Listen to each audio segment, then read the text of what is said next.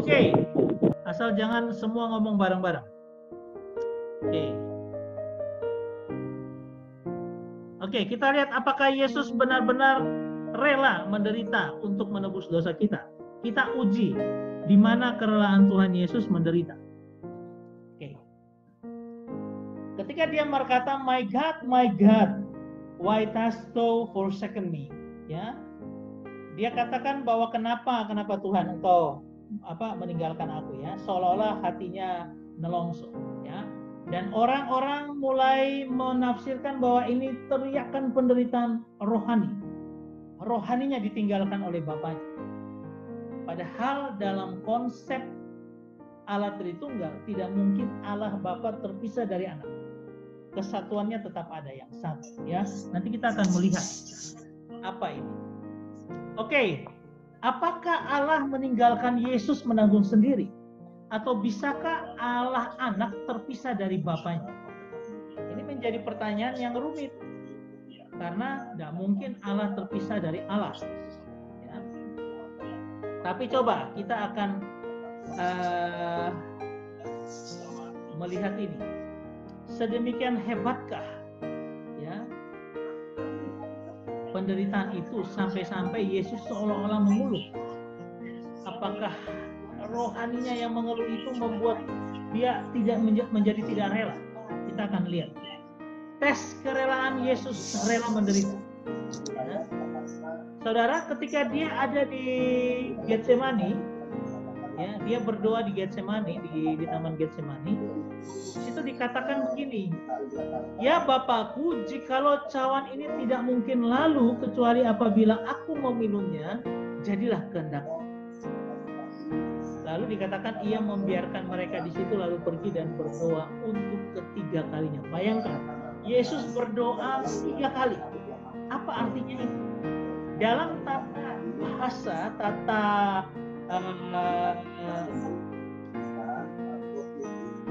sebuah seni daripada bahasa daripada orang-orang Yahudi, itu ada yang dikenal dengan majastautologia. Majastautologia itu adalah arti daripada pengulangan.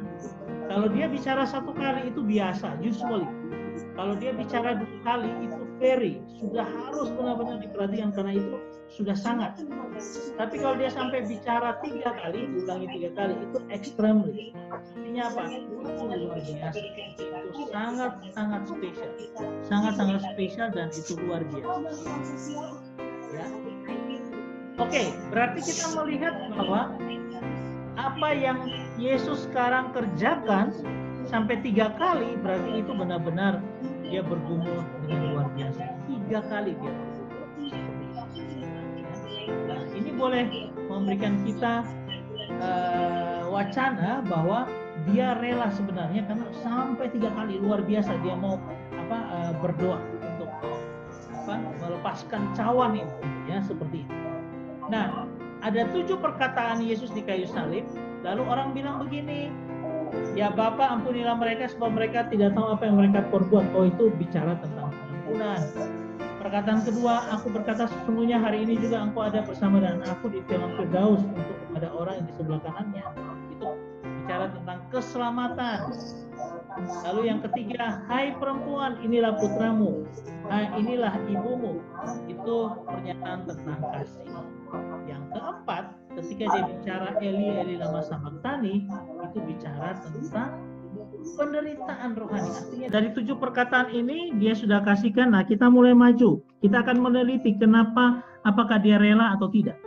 Nah, Matius pasal 27 ayat 34 dikatakan begini. Lalu mereka memberi dia minum anggur bercampur empedu. Setelah ia mengecapnya, ia tidak mau minum. Ini dia tidak mau minum. Tapi ada saatnya ketika di Yohanes berkata, sesudah Yesus meminum anggur asam itu, berkatalah ia, sudah selesai. Lalu ia menundukkan kepalanya dan menyerahkan nyawanya. Ada 2 hal yang bertentangan. Satu, dia katakan ia tidak mau minum. Yang kedua, Yesus meminum anggur itu. Ya, coba kita lihat lagi.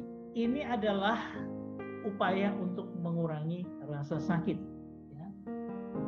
Oke, coba kita lihat tindakan Yesus dari dua pembacaan, Matius 27 dan Yohanes 19. Tindakan tidak mau minum dan tindakan mau minum di Yohanes. Coba kita lihat. Apa yang diberikan ketika di Matius sehingga dia tidak mau minum? Ternyata yang diberikan adalah anggur bercampur mur atau empedu. Ya. Dia tidak mau meminumnya. Di Yohanes dikasih anggur asam, minuman tentara. Apa bedanya? Ya, kalau kita melihat kapan diberikan dulu, saat sebelum dinaikkan ke salib, dan yang di Yohanes dia minum itu adalah saat dia telah disalib. Atas kehendak siapa? Kalau Matius pasal 27 itu kehendak tentara Romawi yang bilang kasihan dia, kasihlah dia minum mur, ya, anggur bercampur mur itu. Tetapi ketika di Yohanes, Yesus dia berkata, aku haus, maka dia diberi minum. Ini apa nih yang yang berbeda? Ya, sebentar. Oke. Ini adalah dua hal yang berbeda yang dilakukan oleh Yesus. Ya. Atas kehendak siapa itu tergantung juga. Nah, yang ketiga apa sebenarnya yang diberikan kepada Yesus pada waktu itu? Ya. Nah, ini adalah menggenapi Mazmur pasal 69 ayat 22a dan yang satu menggenapi Mazmur pasal 69 ayat 22b. Coba kita lihat. Seperti apa itu? Apa yang ditawarkan untuk diminum oleh Yesus pada bagian A adalah bahkan mereka memberi aku makan racun dan pada waktu aku haus mereka memberi aku minum. A dan B berbeda. A adalah disebut memberi aku makan racun. Nah, kata racun yang dipakai dalam bahasa Ibrani adalah ros. Ya. Nah, dapat diterjemahkan dengan dua kata, yaitu poison, racun, dan King James menerjemahkan dengan gall atau empedu. Nah, sedangkan untuk yang bagian B dalam bahasa Ibrani disebut dengan komets. Ya.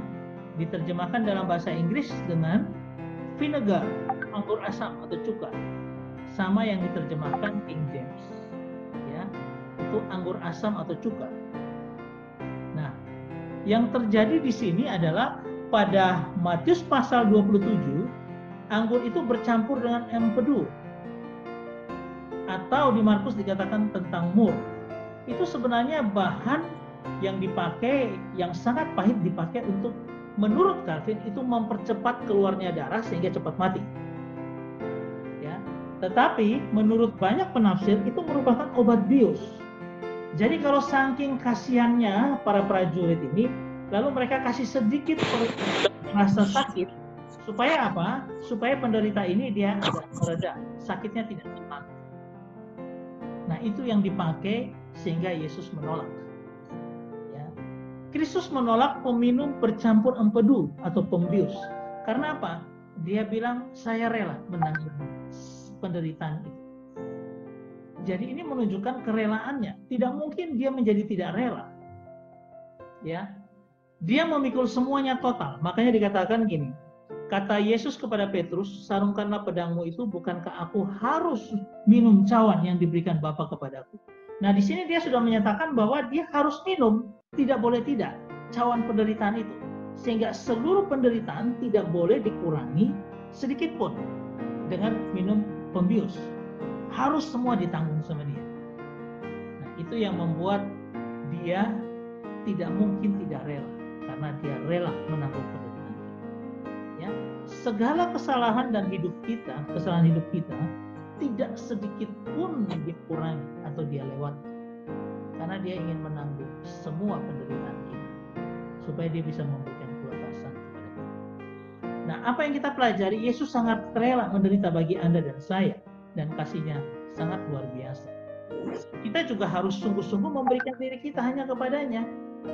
Jangan sampai kita malah tidak mau menderita seperti dia. Kita akan menanggung salib kita sendiri, dan kita harus rela dengan semua itu. Nah, apapun yang kita alami di dunia ini tidak sebanding dengan pengorbanannya bagi kita. Jadi jangan main-main dengan anugerahnya bagi kita. Serius, sungguh-sungguh kita untuk melayani. Oke, satu bagian lagi kerelaan ini sudah bisa kita lihat. Kita akan melanjutkan ke yang selanjutnya, ya. Tapi sebelumnya saya break sebentar. Oke, teman-teman, saya unmute atau ada yang mau ngomong? Ada yang mau menanggapi? Freddy, mungkin Freddy.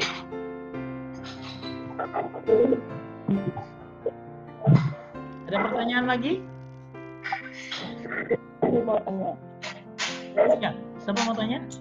Jessica? Aku tanya, itu Yesus kan kalau dia bilang lama sabar kami, itu dia itu dia 100% ya. Oke Bu, itu nanti di pelajaran selanjutnya, yang nanti di bagian next ini kita akan melihat Eli lama tani seperti apa, ya. Apakah itu penderitaan rohani atau bagaimana, nanti kita akan melihatnya, ya. Saya hold dulu untuk sementara pertanyaan Bu Sinta.